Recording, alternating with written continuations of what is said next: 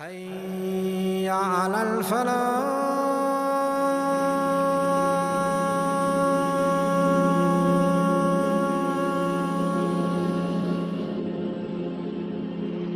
We cannot compare creation to Allah. We can't try to imagine a throne of one of the kings now and think that's what the throne of Allah looks like. But what is the throne of Allah? Ibn Kathir rahimahullah ta'ala, he mentioned regarding the description of the throne of Allah that it is a seat or some place that you sit upon which has legs and it is carried by the angels. And the throne of Allah, it is like the ceiling, the dome upon all of creation, meaning you have all of the heavens and the earth and everything which Allah has created. The highest thing on top of all of these things that Allah created is the throne. And then of course we know that Allah is above all of that. From the created things that Allah has created, the throne is the greatest from them. And there is a hadith in Al-Bukhari, the hadith of Abu Hurairah, that the Prophet ﷺ mentioned that in paradise there are 100 levels, that in between each level the distance is like the distance between the earth and the heavens. How big that distance is, that's the distance between each level from those 100 levels. So it is a vast distance between each level to the next level. Then above the highest paradise is the throne of Ar-Rahman.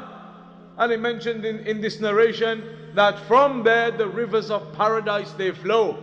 Ibn Abbas, he mentioned in the tafsir regarding the ayah وَسِعَ كُرْسِيُّهُ السَّمَاوَاتِ وَالْأَرْضِ, it encompasses all of the heavens and the earth. That is the kursi, what you may consider as the footstool, not the actual throne. And to understand that, then we come to a particular narration that explains the size of the throne. There is a hadith which mentions the hadith of Abu Dhar, that Abu Dhar radiyallahu anhu asked the Prophet sallallahu alayhi wasallam about the kursi, the footstool, the place where you would put your feet on. And the Prophet sallallahu alayhi wasallam mentioned regarding that by the one whom my soul is in his hand, the 7 heavens and the 7 earths compared to the footstool of Allah, like a band or a ring that is thrown into a desert. What's the size of the ring compared to the desert? Hardly anything. Then it mentions in the narration that the expansiveness or the size of the actual throne, that is just like the same example.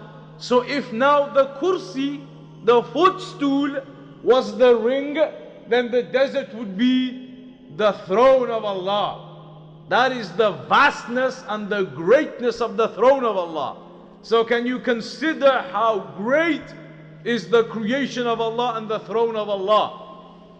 That is the example given regarding the magnificence of the creation of Allah. The footstool itself is magnificent and huge compared to all of the 7 heavens and the earth. The 7 heavens and the earth are like a ring in a huge desert compared to the footstool. But then if you compare the footstool to the actual throne, then it's as if the footstool becomes a small ring in a huge desert. And that vastness of the desert is the example of the greatness of the actual throne of Allah subhanahu wa ta'ala. And in the Quran, in many places, Allah described the throne as being magnificent and great. On top of that, it is mentioned in the Quran and the Sunnah, in the revelations in various parts, that the throne of Allah has what you would term as legs. It is mentioned in the hadith of Abu Sa'id al-Khudri that the Prophet ﷺ said, the people will fall unconscious on the day of judgment. And the Prophet ﷺ says, I will be the first one who regains consciousness.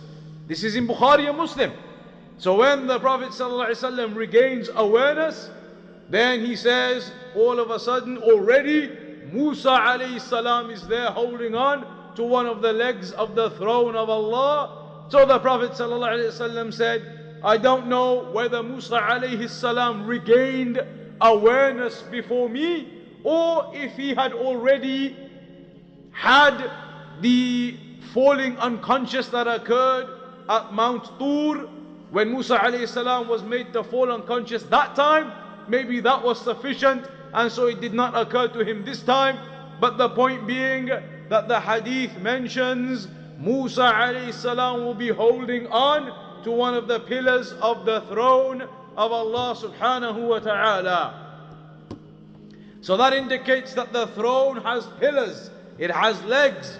Also it is mentioned in the revelations that there are angels who carry the throne of Allah subhanahu wa ta'ala, that there will be 8, and those angels, it is mentioned how Allah has created them in a magnificent and great power and size, that if a bird was to fly from the ear to the shoulder of one of those angels that carry the throne, then it would take it 700 years to fly from the ear to the shoulder of that angel.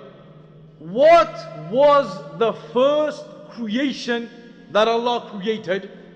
Some of the scholars, they say it was the throne, and some of the scholars, they say that the first creation was not the throne, but actually it was the pen, and told the pen to write. The pen said, what shall I write? That write down everything which will occur up until the day of judgment.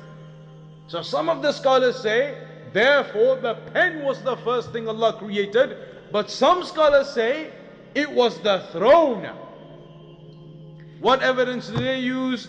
They use the hadith of Abdullah ibn Amr ibn al-As radiyallahu anhuma, where the Prophet sallallahu alayhi wasallam said, Allah subhanahu wa ta'ala wrote down the decree of everything before the creation of the heavens and the earth by 50,000 years. And the hadith says, and his throne was upon the water at the time when the decree was written. So they say, when the decree was being written, i.e. when the pen was created and told to write the decree, and the decree was being written, this hadith says the throne was already there. So they say the throne was the first thing that was created. The throne of Allah is mentioned in the Quran many times. It's mentioned in the Quran 21 times. You now understand the magnificence and the size of the throne of Allah. You understand that there are pillars to the throne of Allah. You understand that it is the ceiling of all of the created affairs. One of the other points that should be mentioned is that when we talk about the throne of Allah, then just like the other things, we do not try to imagine how it looks like. We cannot imagine the details. We cannot try to describe the details. We haven't been given that. We do not know what the throne is made out of. So we cannot give descriptions of that nature, talking about what the throne is made out of or what it looks like in detail. We can't do that. We can't imagine that. But we do generally understand what a throne is. And we do have these descriptions about the pillars of the throne of Allah, and that it is a magnificent, great creation, bigger than the remainder of the creation. But we don't try to imagine in our mind what it looks like.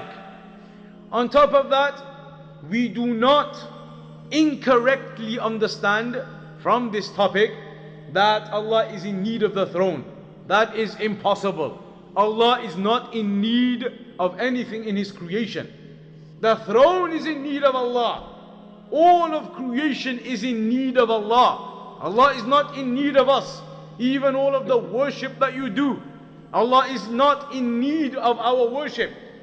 Allah said in a hadith Qudsi, that if all of you, from the very beginning of the humans to the end, to the day of judgment, every single human and every single jinn, if all of you were upon the most pious heart, worshipped Allah and was upon obedience and piety, it wouldn't increase the kingdom of Allah.